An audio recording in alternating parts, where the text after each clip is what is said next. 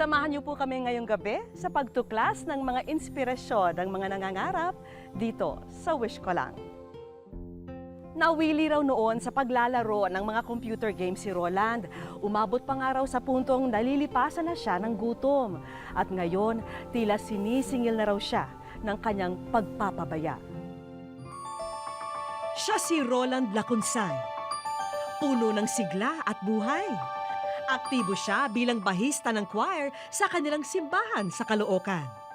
Subalit, nakatakdang magbago ang pag-inog ng mundo ng binatilyo. Ito na ngayon ang 19 anyos na si Roland.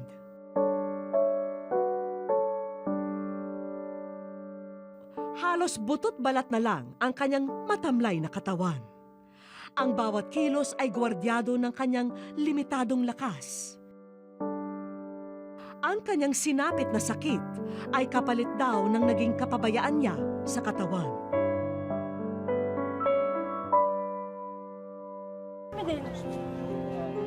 Nung siya ay nagbibinata, napansin daw ni Roland ang mabilis na pagtaba. Siguro po kasi nang mataba po talaga ako, napakababa ng self-confidence ko, parang napaka-low esteem, ganun. Kumbaga kasi nahihiya po ako, yung taba ko, mga ganyan. Sila sabi po niya, oh, taba mo na naman ah. Tumataba ka. Sa school nga po, ang tawag po nila sa akin, baboy. Yun po tawag nila sa akin lagi. Kaya, ayun po, siguro po, dahil na din po dun, kaya gusto kong pumayat. Halos palipasin ang araw ni Roland ang kanyang mga oras nang walang laman ang tiyan. Dagdag pa rito ay ang tila pagkalulong niya sa mga laro sa computer. Opo, inaabot po ko ng umaga hanggang mga alas 4 na po ng hapon uwi ko nun. Wala na pong kain-kain diretso. Kaya po nagkaganon. Ang inayawan ko lang sa kanya yung hindi niya maalis yung laging niyang pagko-computer dahil naapektuhan yung pag-aaral niya.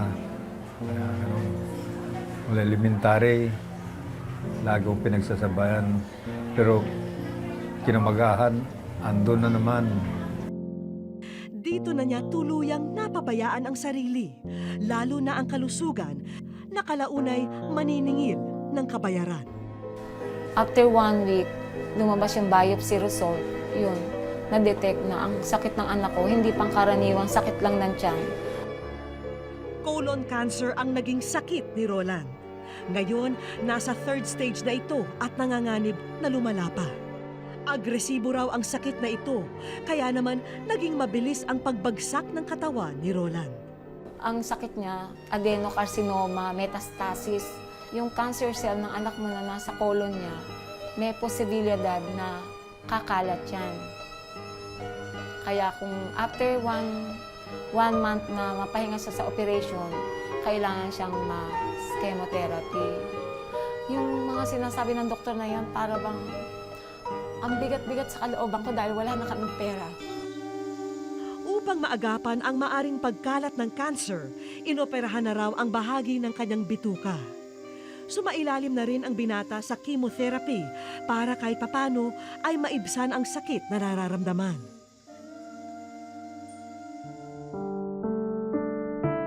Sa munting tindahan na lang kinukuha ng ina niyang si Aling Susi ang kanilang mga pangangailangan. Ang kakarampot na pensyon naman ni Mang Greg bilang dating marino ay halos naubos na dahil sa laki ng gasto sa pagpapaospital ng kanyang panganay.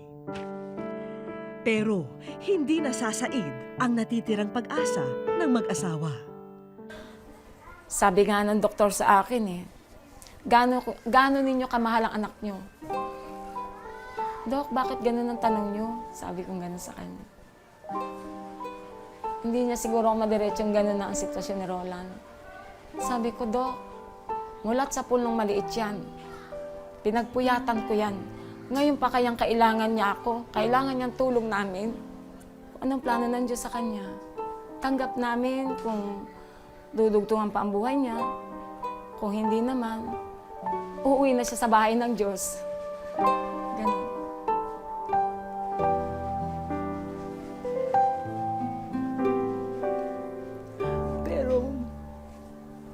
mahal namin siya.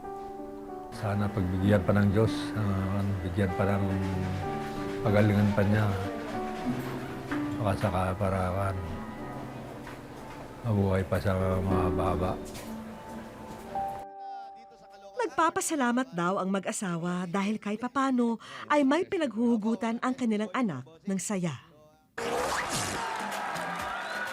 Uy, ano yan? Uy. Anyari? Hindi picture taking. Akala ko picture taking ba tayo nandito? Dito mimitingin natin yung mga rescue. Tuwing tanghali, seryosong nakatutok si Roland sa kanyang paboritong programa sa telebisyon, ang Eat Bulaga. Ang One for All for One, ang kanyang pinaka-inaabangang segment sa noontime show na ito. City Walker, Black City! Gusto ko rin na po nato sa sa kila Jose Wally Paulo po. Sa tatlo. Sila po talaga yung eh. Kumbaga yung segment nila na One for All for One. Ayun po yung talagang inaabangan ko. At talagang hinihintay ni Roland ang mga kwel at kakulitan ng mga host nito. Walang iba kundi sina Jose, Wally at Paulo. Caloocan City.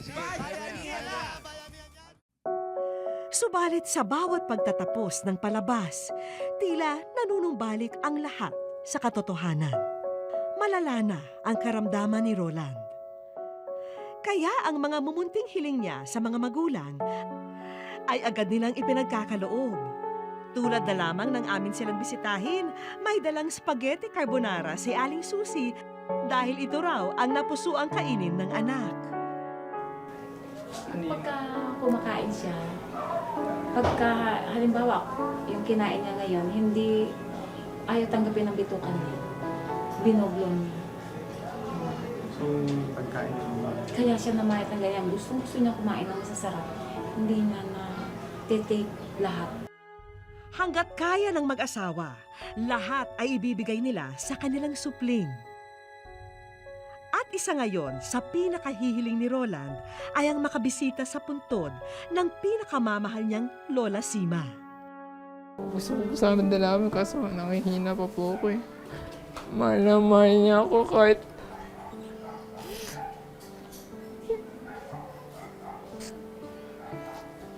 anong mapasaway ko po ng maliit ako, mahal na mahal niya ako. Lagi niya po pinagtatanggol. Lagi niya po sinasabi sa akin, pakabait ka. Ayun po. May iksi lang po eh, kumbaga pa mga unti-unti lang pero lagi po. Hindi ko lang po maalala pag-gising ko pero alam ko na panaginipan ko po siya.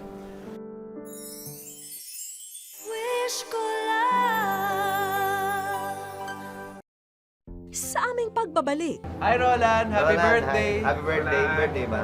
Roland. Tingnan mo lang kaming tatlo. Oh. Ayan, di ba? Magkakaroon ka ng pag-asa. Ayan. Kala ko mabibwisit ka. at mamaya,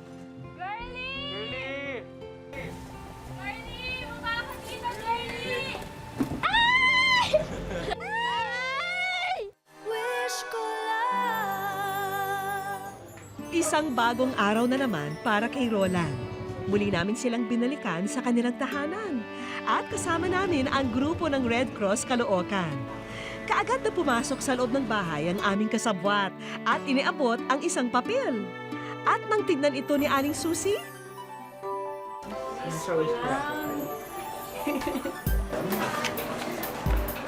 Wish ko lang, Roland. Oh.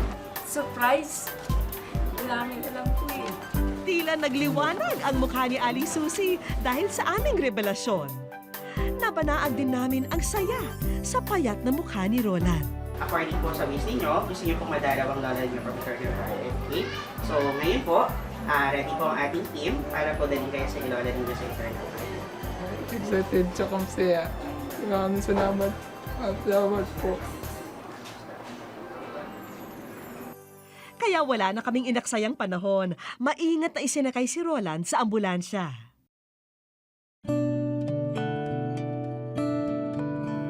Mula raw nang magkasakit si Roland noong 1 taon, hindi na raw siya nakadalaw dito.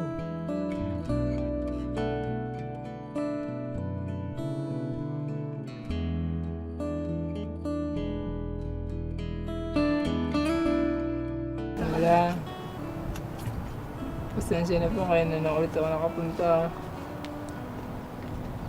Pero alam ko po, lagi niyo po akong binabantayan. Nararamdaman ko po yun. Saka naman, usapin niyo po si Jesus. Ang Diyos. Sana po, pagalingin niya po ako.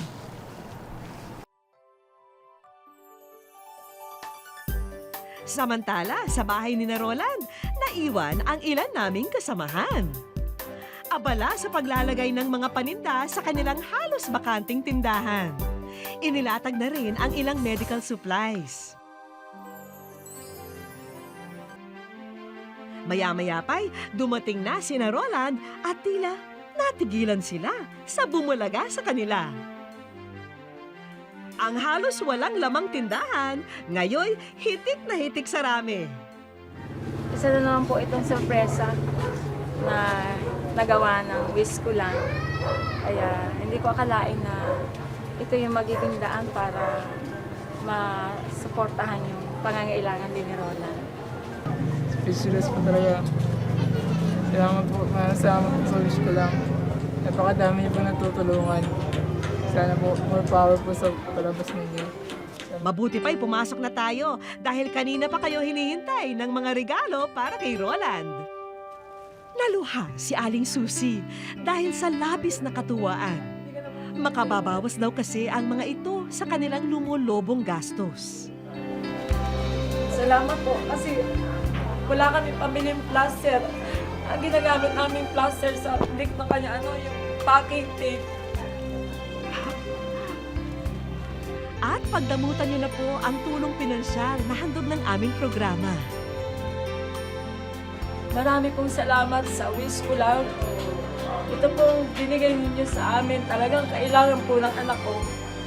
At hindi pa raw dyan nagtatapos ayon sa aming mga bisita. The Los Santos STI Medical Center would like to award this gift of health to Roland Lacunsay for free medical assistance which includes CT scan procedure and laboratory examination.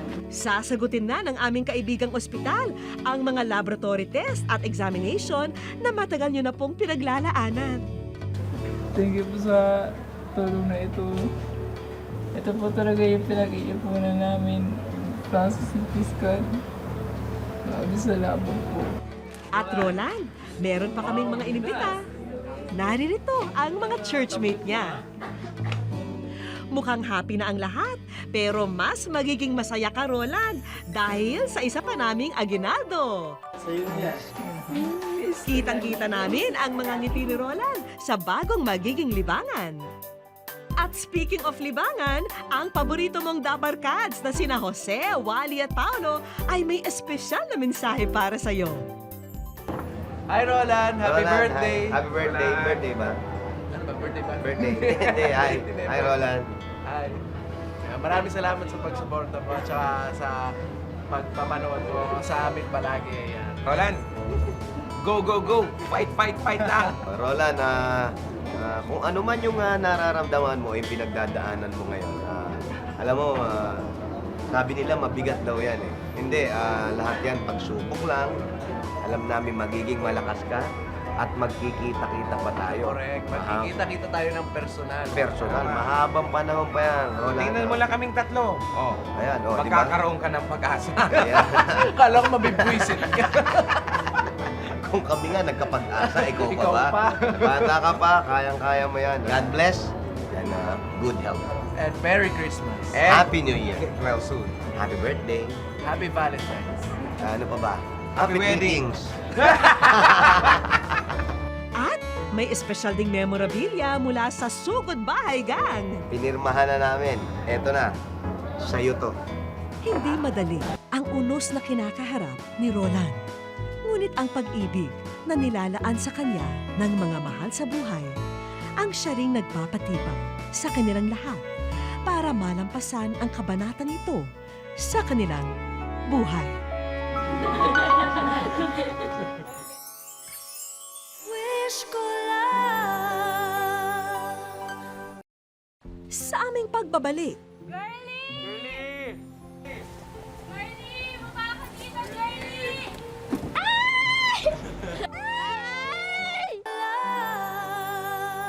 Sino naman ang hindi kikiligin sa love story ni Tisoy at Elise? Yan po ang mga papel na ginagampanan ng sikat na love team ni Alden Richards at Luis de los Reyes. Ang tagumpay ng tambalan nila dahil daw sa pagtangkilik ng kanilang mga tagahanga. At bilang pasasalamat, isang maswerteng fan ang sosorpresahin ng Denlu Love Team. May kasabihan na ang lahat ay hahamakin sa ngalan ng pag-ibig. Walang pagsubok na mahirap, makapiling lang ang itinitubok ng puso. At bida rito sina Tisoy at Elise na ginagampanan ng bagong love team na sina Alden Richards at Luis de los Reyes. O kilala rin bilang tambalang Denlu. Nakakakilig. Minsay, hindi mapipigil mahiyaw. Iyan ang sinasabi ng sumusubaybay nito. Gaya na lang ng 12 taong gulang na si Girlie. Nakakakilig! So pag nanonood ka, ganon, Opo. talagang napapasigaw ka. Opo, kaya po minsan napapagalitan din po ako. Ay, minsan saan na napapagalitan ko yan. Kasi minsan sobra sa makatili. Talagang wala siyang pakialaman. Tumatanong-tanong. Ang liit na ng bahay namin para damak siya. Talagang aganyan pa yan. Sa internet, malaya niyang nabibisita ang mga fan page ng kanyang mga idolo at bantay sarado rin siya sa lahat ng kaganapan sa mga idolo. Kapag mayroong basher o yung kumukutya sa paboritong artista, agad-agad ang buwelta ni Girlie sa kanila. Yung nag-i-internet po ako, bilang po yung mga pictures nila, sweet moments sa YouTube. Then pag may nanira po sa kanila, papatulang ko po. Kasi po parang feeling nilang mabait sila. Hindi naman po nila kilala ng lubusan. Kahit madalas na tinatawag na OA si Girlie sa kanyang paghanga kina Alden at Luis, simple lang ang sagot niya. Sila raw kasi ang nagbibigay inspirasyon sa kanya. Sila po yung inspirasyon ko kung bakit po ako nangangarap. Then yung family ko po. Ayun po, kasi po hindi naman po sila po yung totally ko. Sila lang po yung nag-aano sa akin kung paano po mangarap. Kaya naman ang tanging wish ng bata ay malapitan at makita sa personal ang mga taong nagpapasaya at nag-uudyok sa kanya para maabot ang kanyang mga pangarap. Pag nakita ko po sila, tatakbo po ako agad ng mabilis, tapos po yayakapin. Then, sasabihin ko po, ako po yung numero unong idol, big fan po nila. Kuya Alden, Ate Luis, gusto ko lang po magtanong kung kayo na po ba dalawa. Tsaka po, gusto ko lang po kayo makita in person, kasi po matagal ko na pong pangarap po. Tsaka po, pwede pong pa-request pagawa po ng fansite. Nakiusap na naman si Girlie sa kapitbahay para makigamit ng internet. May importante raw na kaganapan sa paboritong love team. Meron daw kasing naninira at nangaaway sa mga idol na sina Alden at Luis. Pero bago pa man uminit ang ulo ng batang tagahanga, may kinutsaba kaming magpapanggap ng mga Denlu hater. At yun mismo ang mga idolo ni Girlie. Hindi alam ni Girlie na nandito kami sa areang to at kami ang nakikipag-chat sa kanya. Ayan, so, sa One True Love fan page, ibabash namin yung mga sarili namin. So, titingnan namin kung anong reaction niya. Ayan. So, okay. Simulan natin? Okay, sige. Baho naman nila. Hindi sila Pwedeng pangit muna bago baho. Naamoy ba dito? Hindi niya alam na ang kadebate niya sa Facebook ay nasa labas lang. Hindi, di magaling. Wala, di magaling. Hindi magaling. Si Alden at Luis. Hindi kaya. Sino ka ba? Pero teka, naudlot pa ang kanilang pag-uusap. Ay! Kaya pa ba? Paano ba yan? Nalubat kami. So, wala na tayong choice. Kailangan na siyang sugurin. Babain na natin sa taas. Halika na. Agad nang sumugod ang dalawa patungo sa kanilang fan. Girlie! Girlie! Baba ka dito, Girlie! Girlie! Baba ka dito, Girlie!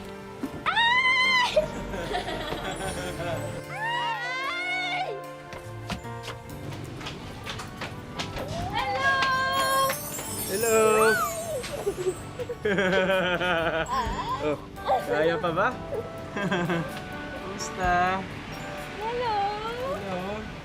Kami yung kausap mo sa Facebook. Kami yun! Uy, kami sumasagot tayo. Sasagot kami! Namatay na yung laptop Oo, namatay yan. Namatay yung battery. Halos matulala at tila hindi makapaniwala si Girlie sa sorpresang pagbisita ni na Alden at Luis sa kanya. Girlie, kaya ka namin ka-chat. Ay nasa Wish ko lang ka. Oo, sa wish ko lang kayo. Wish ko lang. Group hug na to. Oh. Gusto mo lang ako makag eh. Saya lang po. Nakita ko na po yung idol. Sobrang thank you sa pagsuporta mo kasi kung hindi dahil sa iyo, sa inyong mga fans namin, wala kang. Tsaka natutuwa po kami namin na Opo. na-inspire namin yung buhay ng anak nyo at saka kayo. Opo, maraming salamat po sa suporta sa show. Kundi dahil sa inyo, walang One True Love. Alam niyo po ba yan? Siyempre, Girlie, sulitin na natin yung wish mo dito sa Wish Ko Lang, di ba? Sasama ka namin sa taping ng One True Love. Gusto mo bang makanood? Siyempre, sama na rin natin si Mami, di ba? Let's go! Nakikita niyo yung ibang cast ng One. Andun lahat. Andun halos lahat. Dito sa set ng kanyang inaabangang soap, ang One True Love, dinala ng dalawa si Girlie. Dahil kasalukuyang nasa gitna ng isang eksena si Alden, inihabili na muna niya sa kanyang ka-sweet love tandem na si Luis ang pangangalaga sa fan. So, hindi kasi ang mag-e-excite na ngayon. Ako ang kasama mo muna. Okay ba yan? Ayun, ito yung bahay ni Soiti. Ayun o. Siya nagsusu. Kuya Raymond. Coffee Girlie. Yes, yun. Ayan. Ito na rin si Daddy Carlos. Ito? Si Ate Rita. Ayan, si Mami. Bye-bye. At matapos ang mini tour, agad na dinala ni Luis si Girlie sa isa pang nakaabang na regalo para sa kanya. Sa yan at ayan, may mga gifts kami para sa'yo. Sana magustuhan mo. At syempre, hindi mawawala ang mga Hello Kitty. Thank you po. Tsaka po. Kasi syempre, busy din kami. Hindi kami personal na nakakapag-thank you sa mga fans namin. So ito, parang nakataba lang din ng puso na may mga bagay na ganito na nami-meet namin sila at maraming salamat. Kasi kahit kung natutuwa ka na makita kami, natutuwa din kami ni Alden na makita ka. At syempre, hindi mawawala ang mga pinapangarap ni Girlie na autograph at fan signs mula sa kanyang idol. Kasama na rin dito ang mga paborito ni Luis na laruan.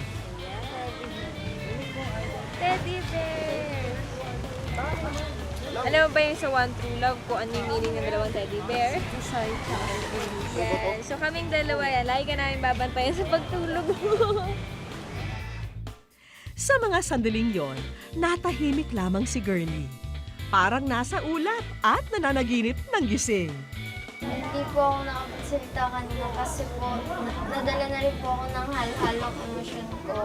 Pero alam ko lang po na yung kaligayahang kaninang nadarama ko, hindi po matutumbasan ng heart. Isang araw na hindi malilimutan.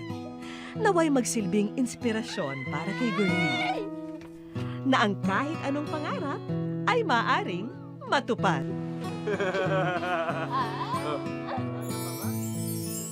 Wish ko lang. Sa aming pagbabalik, I expect that to be universal, that people should do like that. But the fact that I knew Mercy's life, that if she does something for me, it would be right for me to pay her. But she just did it out of mercy, because she's Mercy. Nang minsang magkaroon ng trahedya, hindi raw malaman ni Elizabeth Sanyo Subuga kung kanino tatakbo dahil isa lang siyang dayuhang nag-aaral dito. Pero mapalad daw siya dahil ang mag-asawang Mercy at Dindo ang umadya sa kanya. Pinagdarasal niya ngayon na masuklian ang kabutihan ng dalawang Pilipinong anghel daw ng kanyang buhay. Paano nga ba natin sinusukat ang isang tao para ituring siya bilang isang kaibigan? Naayon ba sa kulay ng kanyang balat, sa wika ng kanyang binibigkas, o sa lugar na kanyang pinagmulan? Bilang isang banyaga, tila sa mga katangiang ito nahusgahan si Elizabeth nang una siyang dumating sa ating bansa. I did not know that I'm black until I arrived in the Philippines. Yes, the way she thinks. Noon siya napaisip kung bakit kailangan hatiin ng itsura ang mga taong ngayon pa lang din niya nakikilala. They're very conscious about skin color. Hanggang sa mag-cruise ang landas nila ng isang babae na tila isinantabi ang kanilang pagkakaiba. At tahimik na nakinig sa tunay na nilalaman ng kanyang pagkatao.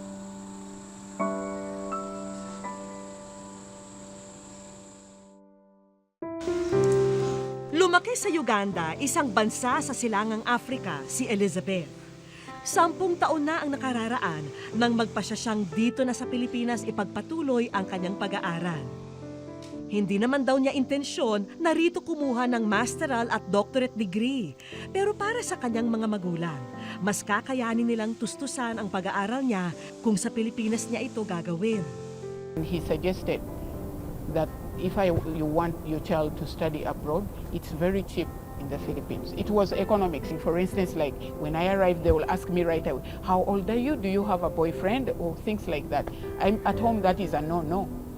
Even if a person is your friend, you don't ask things like that. Ngunit ang isang bagay na halos nagdulot ng trauma sa pagkatao ni Elizabeth ay ang trahedyang nasaksihan niya sa bahay na kanyang inuupahan sa Parañaque. Yeah, it was a fire, you know, a fire. A fire which took everything I owned. I remained only in my night dress and my passport. I ended up here. I passed through many things because I had accumulated a number of friends, but they all did not, you know, they were not so nice to me. So I ended up here because of my advisor in school. Has a house here. Hi, neighbor. Thank you. Thank you very much. You come in? You come in? Kung ang kapwa nating mga kababayan ay nahihirapang bumangon pagkatapos masunugan, paano malalagpasan ng isang banyagang tulad niya ang nakapanlulumong pangyayari? Walang kamag-anak si Elizabeth dito. Tila naglaho naman daw na parang usok ang mga nagpakilalang kaibigan daw niya. Higit naramdaman noon ni Elizabeth ang pag-iisa. Kung kailan naman siya ay nasa pinakamababang bahagi ng kanyang buhay, nag-cruise ang landas nila ni Mercy. Hindi mabait lang po siya talaga, hindi po siya yung yung sinasabi, yun nga po yung sinasabi ko, ibang foreigner, hindi po nang mamansin. Siya po palibati, lahat po ng tao dito na agad sa good morning. What impressed me so much about Mercy was like this. One time when I went, there is a small shop just around the corner. So I was there and the little girl came to buy something. So I looked at her and I'm like, oh, hello. So she said, hello. First time the kid, hello. Because the kids here, when they see you, Filipino kids, sometimes when they see you, they'll go, oh, Negro, or things like that. But this kid looked at me and said, hello, and very nice, the diction. So I said, oh, how are you? So the sales lady told me, oh, that is your neighbor's kid, Mercy. Halos hindi makapaniwala si Elizabeth na may kababayan tayong magmamalasakit sa kanya ng labis. I expect that to be universal, that people should do like that. But the fact that I knew Mercy's life, that if she does something for me, it would be right for me to pay her. But she just did it out of mercy, because she's Mercy. Pero lalong napahanga si Elizabeth nang malaman niya ang tunay na katayuan sa buhay ng kanyang best friend.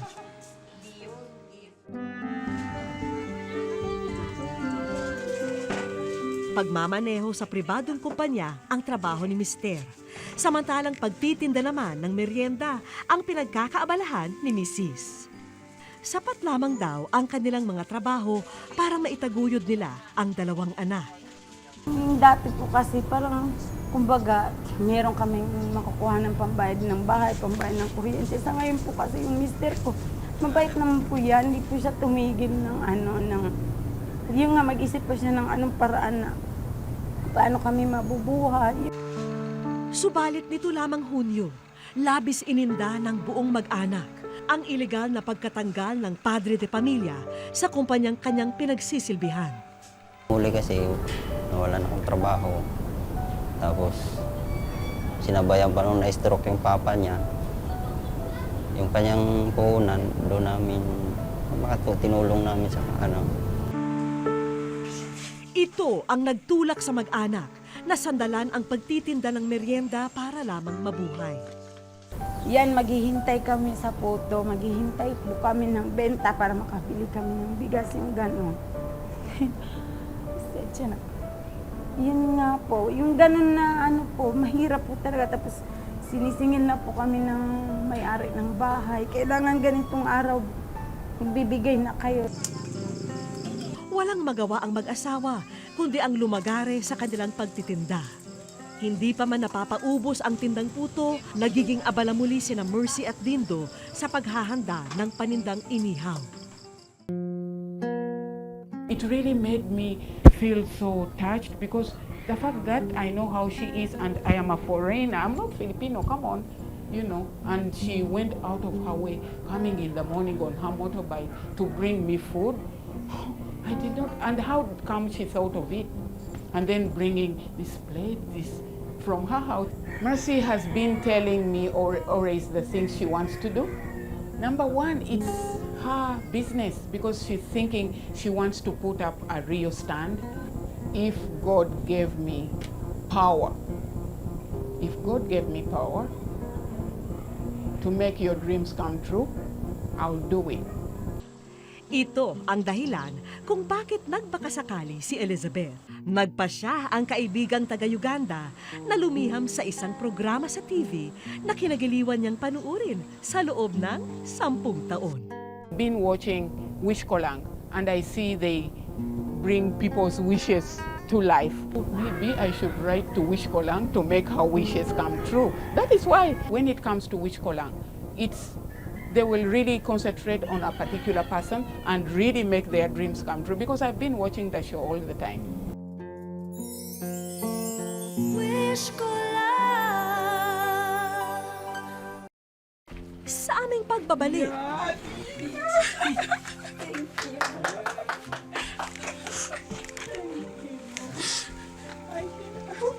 Salamat. Ang baho po. Yes. Thank you, thank you. Thank you.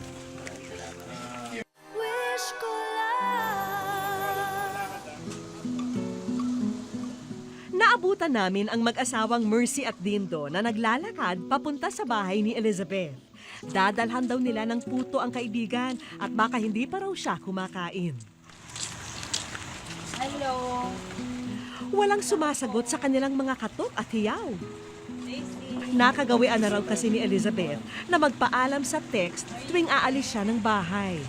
Pero wala naman daw natatanggap si Mercy na mensahe mula sa kanyang kaibigan. Hanggang sa napansin ni Mercy ang isang electronic tablet na nasa kanyang paanan.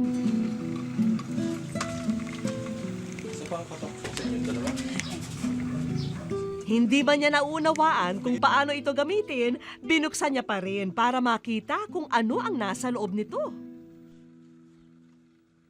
Hi, Mercy. I love you. I'm sorry I'm not here with you right now. I had to rush to Manila to meet with my advisor, but I have been wanting to do something for you, and my prayers were answered. Hindi makapaniwala si Mercy sa ibinalita ng kanyang best friend. Natatouch lang ako. Natutuwa ako kasi sa ngayon po sa sitwasyon namin, natutuwa po ako dahil yun nga po ginawa niya kami ng ganong kasi sabi niya, lagi po sa akin, wala daw siyang millions na maitulong nga sa akin. Sa tawag niya sa pera, millions. Salamat. I love you yun. Maraming thank you.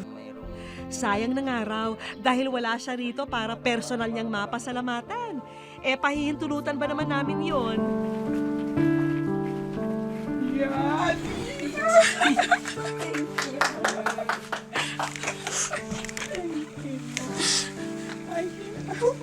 Salamat. Ang baho po. Yes. Thank you, thank you. Wish ko lang na yeah, you are my angels without wings. Really, Mercy, I was really very touched what you did for me because I have so many friends. But you, I only met you for a few months and you became my friend and you helped me and you didn't ask for anything. I was really very touched. Para kay Elizabeth, paraan lamang niya ito ng pasasalamat sa isang espesyal na kaibigan. All the time I've been praying, please Lord, let the wish ko lang read my letter so that it will happen. Yes, yes. I wrote to them. Sadyang wala raw material na bagay ang makakatumbas sa kabutihang loob na ipinakita sa kanya ni Mercy. Salamat. Yes, but you know, you don't need to thank me because your deed already is thank you. What you did is already a thank you. So you don't even really need to. We only need at the moment to thank the Wish Ko Lang people because they are the ones who are going to make our wishes come true. Even for me, it's like a wish come true. Siguradong matutuwa ang dalawa sa mga sorpresang inihanda namin para sa kanila. Dahil pag-uwi ni Mercy sa kanilang tahanan, ito ang aabutan niya. Upgraded na ang puto at grilling station ng mag-asawa. Dinagdagan na rin ito ng frying station para sa karagdagang merienda na maaari nilang ibenta. Ang bagong chest freezer, nag-uumapaw na rin sa samut-saring frozen goods. Plus, may grocery supplies pa na maaring ilaman sa bagong tindahan. Pagdating ni na Elizabeth, halos matulala sila sa mga pumulaga sa kanila. Thank you so much. Good. Wow. Can we look? Can we go and look? Maraming salamat sa wish ko lang. At saka kay Elizabeth, lalo kay Elizabeth, hindi dahil sa kanya, hindi mangyayari sa amin ito ngayon. Maraming salamat sa inyo din. Isang panalangin daw ito na dininig ng may kapal. Habang naghahanap pa ng bagong trabaho si Dindo, hayaan niyong sa amin muna magmula ang panggastos ng buong pamilya. But me, really, I'm very, very grateful. Thank you so much. I mean, this is really an answered prayer because I've been praying for it for a very long time, even if 3 months, wishing that it will happen. And it has happened. I feel like I'm floating. Thank you so much. Hindi ko po ini-expect po na yun nga po. Meron na kami pagkitaan. Ni sa panaginip, hindi inasahan ng magkaibigan na darating pa ang araw na ito. If only I can sponsor this girl to go back to school or, you know, and be able to make a living out of her course. Don't worry, Elizabeth. Your wish is our command. Binibigyan ka ng Colegio de Amore ng libreng pag-aaral sa HRM sa loob ng 4 na taon ng kurso. Lahat ay libre. Ginagrant ka namin ni Dr. Mercado. Tila si Elizabeth pa ang natulala sa agad na katuparan ng kanyang pangarap para kay Mercy. Isang patunay ito na labis na pinapahalagahan ni Elizabeth ang kanyang mga tunay na kaibigan. It has really taught me that you don't have to have a lot of money to help other people. And I am very thankful that I have an evidence that prayers are really answered. And then you have Hindi itinatanggi ng banyagang si Elizabeth na may mga hindi magagandang pangyayari siyang dinanas sa pagtigil niya sa ating bansa. Pero dahil dito, natagpuan niya rin ang isang tao na mag-aalok sa kanya ng pinakamagandang regalo na maaring matanggap ng isang dayo. Saan man dalhin si Elizabeth ng kanyang mga paa sa hinaharap, natitiyak namin na hindi niya makakalimutan ang Pilipinas, lalo na ang kanyang best friend. Kung may kahilingan po kayo para sa inyong pamilya, kaibigan o para sa sarili, sulatan niyo po kami sa GMA Network, EDSA Corner Timog Avenue, Quezon City. Maaari rin niyong iparating ang inyong kahilingan, kwento at komento sa aming official page sa Facebook at sa Twitter at Wish Ko Lang GMA. At hanggang sa susunod na Sabado po, ako po yung kapuso, Vicky Morales, at ito po ang Wish Ko Lang.